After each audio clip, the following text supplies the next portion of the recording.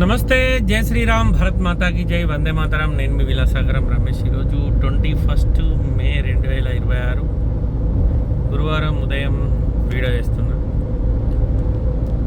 2-3 days back అనుకుంటా, శ్రీకాకుళం దగ్గర రాజం అని ఆంధ్రప్రదేశ్లో 10వ తరగతి వరకు పిల్లగాడు మంచిగా చదివి 10వ తరగతి అయిపోగానే పెద్ద డాన్ అవుతా అని సినిమాలు చూసి ఏకంగా తల్లినే చంపేసి. అంటే మనం పిల్లలను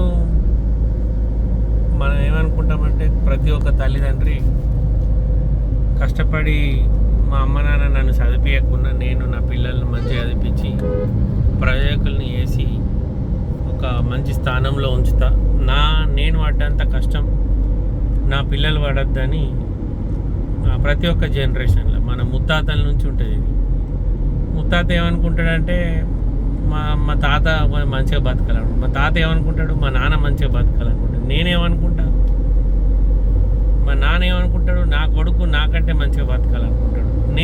నేను పడ్డ కష్టం నా పిల్లలు పడద్దని నేను కష్టపడతా ఉంటాను.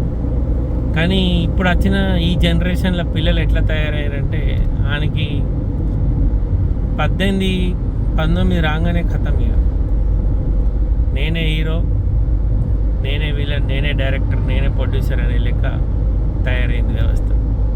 చిన్న చిన్న పోరాళ్ళు క్రైమ్ దునియాలోకి ఎంటర్ అయ్యి ఇంటిగా జీవితాలు నాశనం చేసుకుంటారు. సొంత తల్లిని చంపి డాన్ అవుతా అనుకున్నాడు. అండ్ మైండ్ ఎంత సినిమాల వల్ల ఎంత ఖరాబ్ అయిందంటే, ఇండియన్ సినిమాలు కాదు మళ్ళీ చూసేటి, అన్ని జపాన్ సినిమాలు. ఆ జపాన్ సినిమాలలో మరి ఇంకేం అర్థమైందో, అట్లా డాన్ ఎట్లా అవుతా అనుకున్నాడు. కన్న తల్లినే చంపేసి వ్యవస్థల ఇటువంటి అప్పుడప్పుడు కొన్ని సంఘటనలు వింటే ఇంకా అంతం, కలియుగాంతం బాగా దూరం లేదనిపిస్తుంది. 2-3 రోజుల క్రితం, మరి అది నిజమో అబద్ధమో తెలియదు కానీ, సోషల్ మీడియాలో ఒక తల్లి అక్రమ సంబంధానికి అడ్డొస్తుందని బిడ్డను వాటర్ ట్యాంకులా ముంచి చంపింది.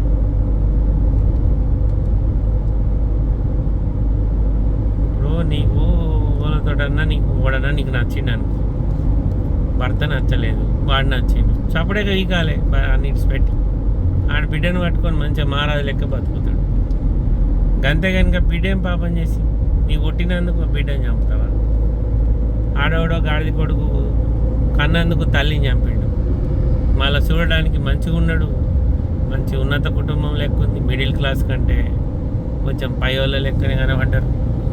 10వ తరగతి దాకా మంచిగా వచ్చిండట, మార్కులు కూడా మంచిగా 550 మార్కులు వచ్చినాయట.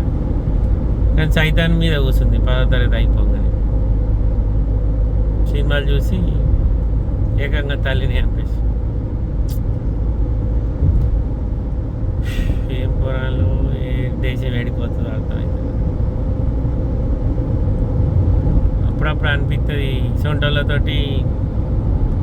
నేను కూడా మా బంధువులలో ఒక అబ్బాయి ఉంటాడు, నా హైట్ ఉంటాడు, నాకంటే పర్సనాలిటీ ఉంటుంది, కానీ జీరో నాలెడ్జ్, బయట ప్రపంచంతో సంబంధం లేదు. ఫోన్ అంటే తెలియదు. వాడిని అరే బాబు సంవత్సరానికి ఎన్ని కాలాలు అని అడిగితే వానికి ఇప్పుడు దగ్గర 20 పైన వయసు ఉంటుంది. కాలాలు ఎన్నిరా అయ్యా అంటే ఆడు 15 బావా అని చెప్పి.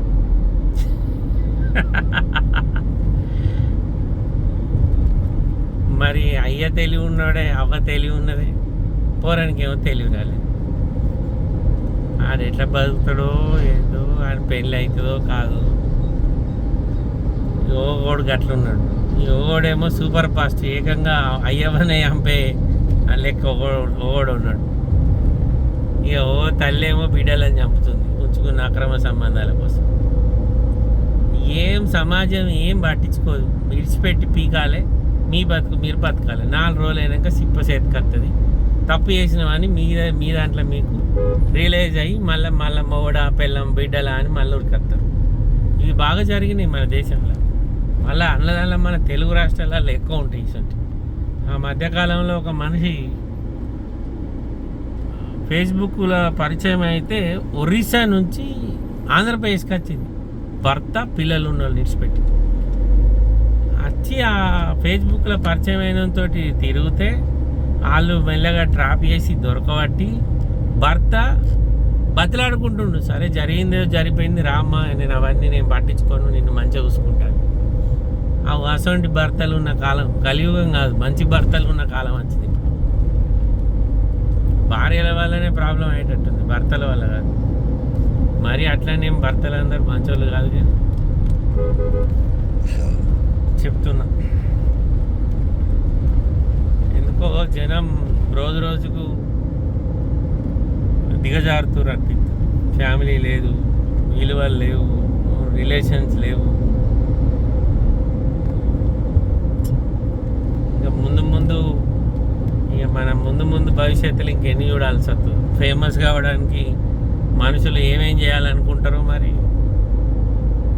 ఆడోడో నిన్ననో మొన్ననో ఒకడో వేసింది అట్లా. అంటే మనం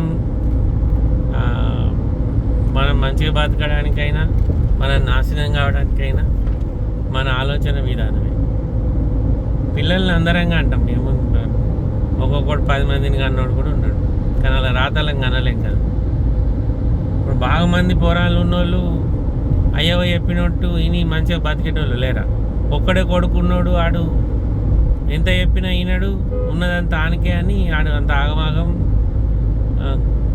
ఆయనకి ఏది నచ్చితే అది చేసి లాస్ట్కి జీవితాన్ని నాశనం చేసుకున్నాడు. అంతకు మించి వేరే ముచ్చట్లు అద్దరా. ఇది తప్పురా అని వలన సపోజ్ నేనే ఉన్నా, నా ఫ్రెండ్ కొడుకు ఏదైనా తప్పు చేస్తే మందలు ఇచ్చిన అనుకోరి, మా ఫ్రెండ్ చెప్పిండని, వాడు నువ్వేంద్ర పోయి నాకు చెప్పేది, మా అయ్యనే నాకు చెప్పడు అనే సమాధానం వస్తుంది. అవసరం పుత్రరత్నాలు తయారయ్యారు. అంటే తల్లి తండ్రి గట్టిగా 2-3 మాటలు అంటే వెంటనే అమ్మాయిలు నాకు అవసరమే లేదు, నా బతికి నేను బతుకుతా అనే రేంజ్కి తయారయ్యారు పిల్లలు. బయటకు వస్తే తెలుస్తుంది బతికేది బతకంది. భారతదేశంలో ఎంతమంది ఇప్పటివరకు మిస్సింగ్ అయ్యారో వీళ్ళకి తెలియదు. వీళ్ళు ఇంటికాడ మంచిగా టైంకి అన్నం దొరుకుతుంది, అయ్యావా మంచిగా తెచ్చి పెడుతుర్రు, కష్టపడి సంపాదిస్తుర్రు, అదంతా నీకే.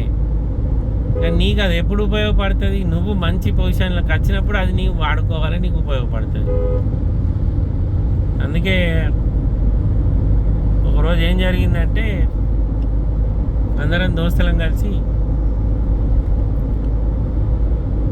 టీ తాగడానికి వెళ్ళినాం. టీ తాగదామని కూర్చున్నాక ఉడిపి హోటల్లో రెగ్యులర్గా టీ తాగేటోళ్ళమే అందరం. అంటే అల్లకెళ్ళి కూడా ఏం చేసిండంటే, అరే నేను టిఫిన్ చేస్తా, నువ్వు బిల్లు కట్టరా అన్నాడు పక్కని ఇంకో దోస్తు. అంటే మాకు సంబంధం లేదు, వెనక టేబుల్. ఆడు డైరెక్ట్ ముఖం మీదనే అన్నాడు. ఇద్దరు చిన్న కాలేజ్ స్టూడెంట్స్ ఉన్నట్టున్నారు వాళ్ళు. నీ జేబులో కనీసం 100 రూపాయలు లేవు, ఎందుకురా ఇంత రూపాయలు చేస్తావు? రోజు వచ్చి టిఫిన్కి బిల్లు కట్టు, ఛాయ్కి బిల్లు కట్టు, సిగరెట్కి బిల్లు కట్టు అంటావు. మా అయ్యవ నీకోసమే కష్టపడి సంపాదించినట్టు ఉందిరా అనే మాట అన్నాడు. అందులో బాగా అర్థం ఉంది, అవతలనికి అర్థం కాలేదు. కాకపోతే ఆడు లైట్ తీసుకున్నాడు దాన్ని. ఎందుకంటే మన అయ్యవ కష్టపడి సంపాదించేది మన కోసమని ఈయనకి అర్థమైంది, దోస్తుల కోసం కాదని. కానీ ఎవడైతే దోస్తుగా టిఫిన్కి బిల్లు కట్టమన్నాడో వానికి అర్థం కాలే. జనరేషన్ పిల్లలు ముఖ్యంగా చెడిపోవడానికి మొదటి కారణం ఇప్పుడున్న దీంట్లో, ఈ దునియాలో మొబైల్ మొత్తం సర్వనాశనం అయిపోతున్నాయి. అన్ని వ్యవస్థలు దీన్ని మంచిగా వాడి దీన్ని ఉపయోగించుకొని సంపాదించుకునేటోళ్ళు 10% ఉంటే 90% చెడిపోయేటోళ్ళే ఉన్నారు. మళ్ళీ మన మనసు ఏది చెప్తుందో మన ఫోన్లో అదే కనబడుతుంది. మరి మనసు ఫోన్ చదువుతుందా ఏందో అర్థం కాదు.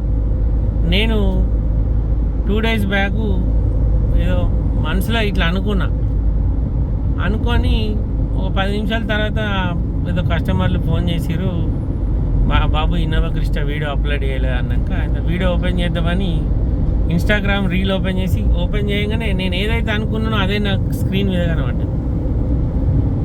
ఇప్పుడే కదా నేను అనుకున్నా అట్లా. అంటే మన ఫోను మనల్ని చదువుతుంది మొత్తం. మన ఆలోచన విధానాలు ఏంటి, మనకేం కావాలి, మనకంటే ఎక్కువ ఇప్పుడు మన ఫోన్కు తెలుస్తుంది. ఇగో ఇట్లా తయారైంది వ్యవస్థ. మన ఫోనే 4 రోజులైనాక చెప్తుంది కావచ్చు, ఇక నువ్వు ఈ టైంకు తినాలి, ఈ టైంకు వండాలి, ఈ టైంకు నన్ను చూడాలి, లేకపోతే ఈ టైంకు నీకు ఈ రోగం వస్తుంది, ఈ గోలేసుకో అని చెప్తుంది. మరి గూగుల్ నిజంగానే నాకు ఇది ఆశ్చర్యం అనిపించింది.